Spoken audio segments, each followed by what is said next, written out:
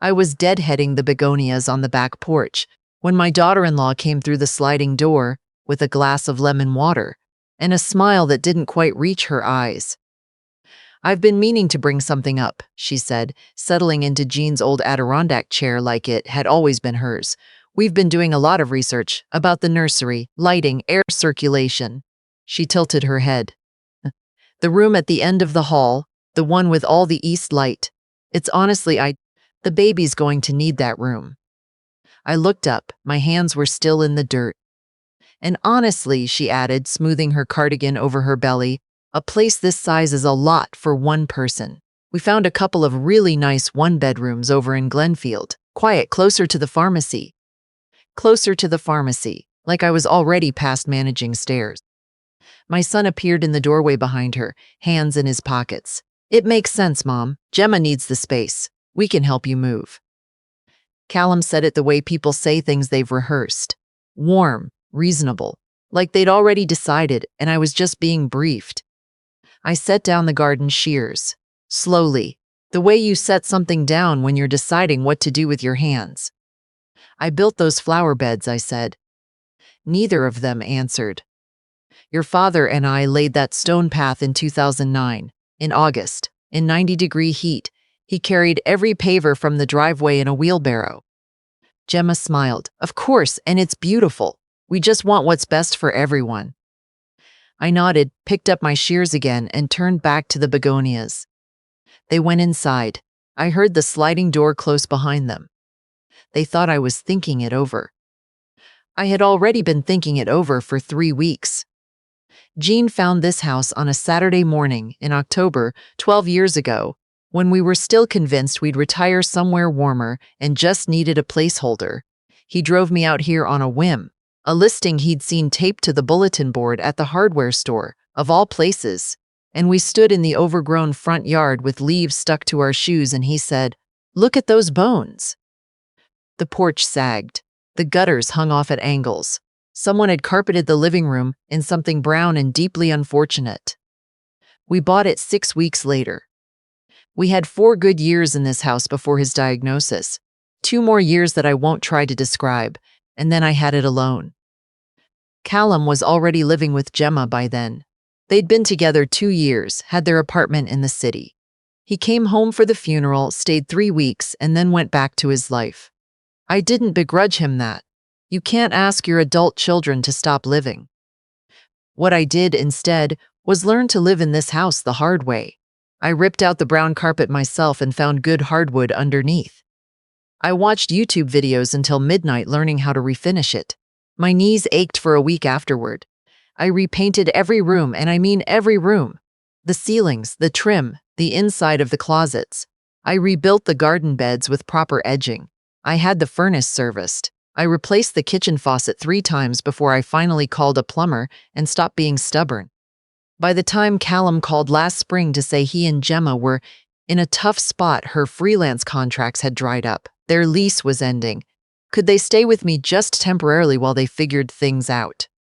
I had made this house into something I was proud of. I said yes. They moved in 7 months ago. The changes came slowly at first, the way water works under a floor, invisible until the damage is already done. My ceramic rooster collection disappeared from the kitchen windowsill one Tuesday. Jean and I had collected them on road trips over 30 years. Santa Fe, Savannah, a little pottery shop in Vermont I still think out sometimes. I'd had them in that window since we moved in. I came downstairs one morning and they were gone, replaced by a diffuser shaped like a river stone, 2 succulents in white pots, and a small wooden sign that said "Breathe." I found my roosters wrapped in newspaper at the bottom of the hall closet. "The diffuser's better for air quality," Gemma explained when I asked. "Dust collecting on ceramics isn't great during a pregnancy." I unwrapped them and put them back on the windowsill. They were gone again by Thursday. Then came the thermostat. Gemma ran cold, apparently. The house was now held at 74 degrees, which in September in Ohio meant the air conditioning was running every afternoon. I'd find little sticky notes on the thermostat. "Please don't adjust doctor's orders. Doctor's orders." For a thermostat. The pantry was next. My corner shelf, The one I'd kept since Jean died, saltines and peanut butter crackers, and the specific ground coffee that I have every morning without fail, was cleared out one weekend while I was at my church's fall luncheon. In its place, almond flour crackers, coconut water, 17 varieties of herbal tea, and a row of supplements in amber bottles I didn't recognize. "We're trying to be more intentional about what we keep in the house," she told me. I had been keeping things in that house since before Callum was born. The worst was the contractor. I came home from my Thursday book club to find a man with a clipboard in my kitchen, measuring the wall between the kitchen and the dining room. Gemma was beside him, describing her vision: open concept, better flow, the kind of layout you could navigate with a stroller. She'd pulled up inspiration photos on her phone and was swiping through them like she was shopping. "I didn't authorize anyone to come into this house," I said. Gemma looked at me the way you look at someone who's making a scene. "It's just an estimate. I thought you'd want to see what was possible." The contractor left. Gemma went upstairs without another word. I stood in my kitchen, the one Jean and I had renovated in 2015, white subway tile, the butcher block island we'd driven 4 hours to pick up, and I put my hands flat on the counter and breathed. I'd already started keeping notes, dates, incidents, exact words. A small spiral notebook in my cardigan pocket. Nobody noticed, because women my age with notebooks in their cardigans are invisible. That was by design. The guest room shares a vent with the main hallway. Sound travels in old houses whether you want it to or not. I was in my office one evening going through old files when I heard Gemma's voice first, low and clipped, the way she talked when she was making plans rather than conversation. "The problem is the mortgage is still in her name only. If we want to build any equity here, we need to get on the deed." A pause. Callum's voice quieter. "She's not going to just add us to the deed, Gemma. She doesn't have to want to. There are other ways. A family contribution agreement. We document what we've put in, establish financial interest, and a good attorney can make the argument." A beat of silence. "She doesn't cause trouble," my son said. "She'll go along." She doesn't cause trouble. I sat very still in my office chair for a long time after that. The folder in my lap stayed closed. The desk lamp made a faint humming sound. "She'll go along." He was right that I didn't cause trouble. He had always confused that with being without a plan. The next morning, I drove to the county recorder's office and stood at the counter and asked for a certified copy of my deed. The clerk printed it without looking up. My name. Sole owner. No encumbrances, no cosigners, nothing amended since the title had transferred to me fully at Jean's passing, exactly as our estate attorney had arranged. That same week, I called a legal aid clinic I'd read about in a church bulletin 3 months earlier. I'd tucked the notice into my wallet without quite knowing why. "Retired attorneys," they said. "Pro bono, especially for seniors navigating family property matters." I made an appointment. I went. I brought the deed, my spiral notebook, and Jean's old briefcase, which I carried not because I needed it, but because it steadied me to hold something of his. The attorney, a woman named Ms. Harmon, probably 70 herself, with reading glasses on a beaded chain, looked at my notebook and said, "You've been thorough." "I was a school librarian for 31 years, I said. "I know how to document things." She smiled. We got to work. There was one more thing I hadn't told anyone yet. A few weeks earlier, I'd been closing out an old joint savings account I'd shared with Jean. One that Callum had been added to years ago as a secondary holder, just for emergencies. I'd meant to close it since Prosate settled and had simply never gotten around to it. When I finally logged in to transfer the remaining balance, I saw it. $8,400. Withdrawn in 3 separate transactions over the past 5 months. I sat at my kitchen table with the bank statement for a long time. I called the bank. The withdrawals were authorized. Callum's name was still on the account, and he had every legal right to do what he'd done. Legal right, not the same thing as right. I printed the statement. I filed it in the briefcase alongside the deed. I did not say a word to anyone. Gemma made French toast on a Sunday morning, thick-cut brioche, real maple syrup, powdered sugar in a small ramekin. She was humming when I came down. Callum was already at the table, scrolling his phone, coffee at his elbow. "Morning," she said, bright and warm. "Sit down, I made plenty." I sat. She set a plate in front of me, poured juice, refilled her own water glass, and then as I lifted my fork, placed a manila envelope beside the butter dish. "We wanted to share something," she said, sitting across from me. "It's a family contribution agreement. It just formalizes our arrangement here, so everyone's protected. It would add both our names to the deed as co-owners, in exchange for what we've already contributed, and an ongoing share of household costs going forward. Our attorney says it's actually pretty standard."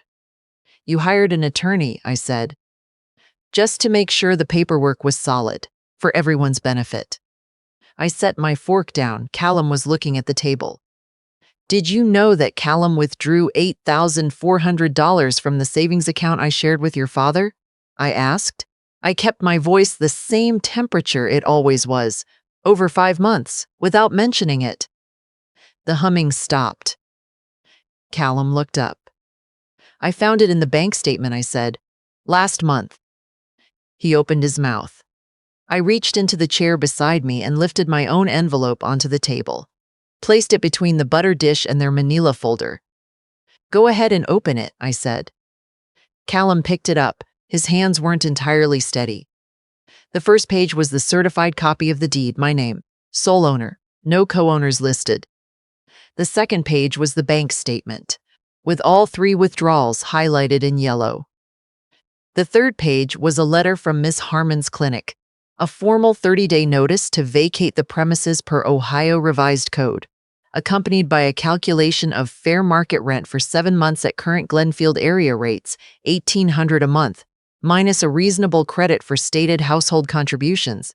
Net balance owed, $9,300, not counting the bank account funds noted separately. The fourth page surprised Gemma, I could tell. It was a receipt from a folk art dealer. My ceramic rooster collection, appraised at current replacement value, $640. For the record. Gemma's face went very still. Callum read through each page twice. When he finished, he set the papers down carefully. Not dropped, not thrown, just set down. That surprised me too. "Mom," he said. "You told her I wouldn't cause trouble," I said. "You were half right." Gemma found her voice first. You can't actually. This isn't how any of this works." "The attorney's number is on the last page," I said. "She'll walk you through what is and isn't enforceable. You're doing this because you don't want the baby here. I'm doing this because you tried to take my house." The silence after that was long enough that the refrigerator cycling on sounded almost loud. "You have 30 days, I said. I picked up my fork.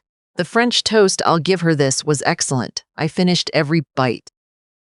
The week before the deadline, Callum knocked on my bedroom door at 11 at night. I was reading. I set the book down and opened the door and waited. He looked like he hadn't slept in several days.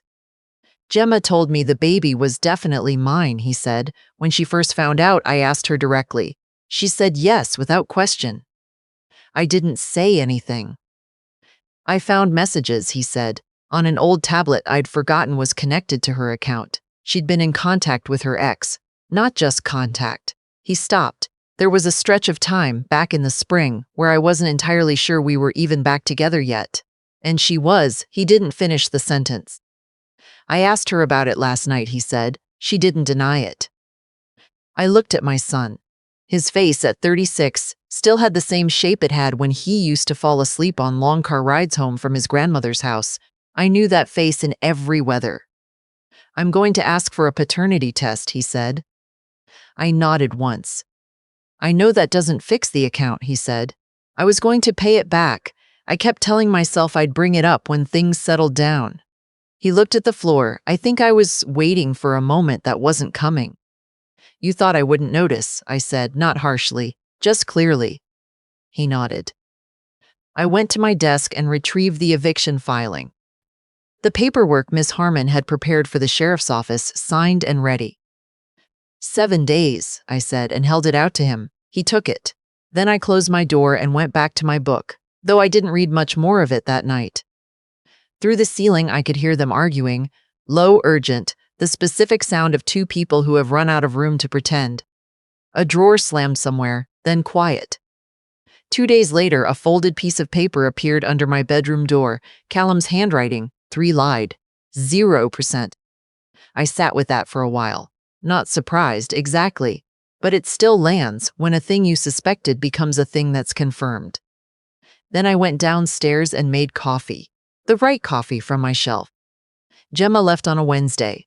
I watched from the kitchen window. She came down the stairs with 2 rolling bags and a carry-on, her coat pressed, her hair done. A car I didn't recognize pulled into the driveway. A man got out, took 1 bag without being asked, put it in the trunk with the ease of someone who knew exactly where to put things. Gemma didn't look back at the house when she walked to the car. She was looking at her phone. They backed out, gone. Callum stood in the front hallway for a while after. I could hear him not moving. Eventually, I heard him on the stairs, and then the methodical sounds of someone packing without drama. Drawers opening and closing, the zip of a bag, the careful sounds of a person trying not to be heard. An hour later, he appeared in the kitchen doorway. "I got a room," he said. "Friend from work. I'll be out by tonight."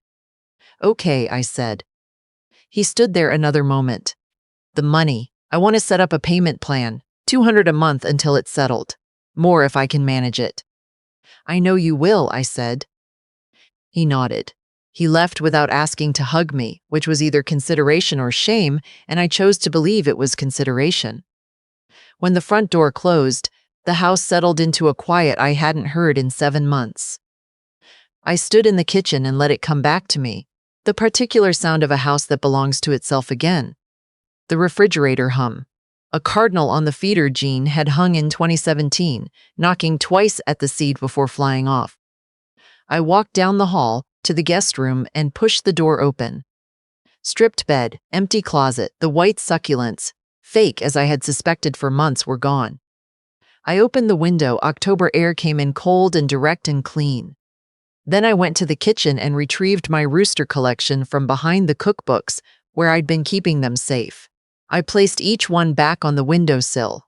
The blue one from the shop in Santa Fe. The painted one with the cracked beak we'd found in a Savannah flea market in 2003. The small plain red one from the Vermont pottery shop, where Gene had paid $12 cash and slipped it into his coat pocket like a secret he was delighted to keep. I stood there with my hands resting on the sill and the morning light falling through the window exactly the way it always had, and I let myself just be there for a while. In November, I did things I had been putting off for years. I repainted the guest room myself, a deep, warm ivory that had been sitting on a paint chip in my desk drawer since 2021. I moved my sewing machine in from the garage, where it had been in its case since Gene died. I set it up by the east window and oiled the needle and threaded it, and ran a few test seams just to feel it again. I had forgotten, genuinely forgotten, what it felt like to sit down at something simply because I wanted to. I started with small projects, pillowcases, a tablecloth I'd been meaning to hem, and then in December I found a flyer at the library for a program through the county women's shelter, a job readiness initiative looking for volunteers to help women build interview-appropriate wardrobes, alterations, basic repairs, teaching someone to take in a waist seam or let out a hem so a jacket fits like it was made for her. I called the number. The coordinator asked if I had experience with a machine. 31 years in a school and 30 more at home, I said. She laughed. I started the following Tuesday. There's a room at the back of the shelter with 2 folding tables and decent fluorescent light, and we bring fabric and thread and a patience for pins. The women who come through don't always want to talk, and that's completely fine. I'm not there to draw anyone out or offer unsolicited wisdom.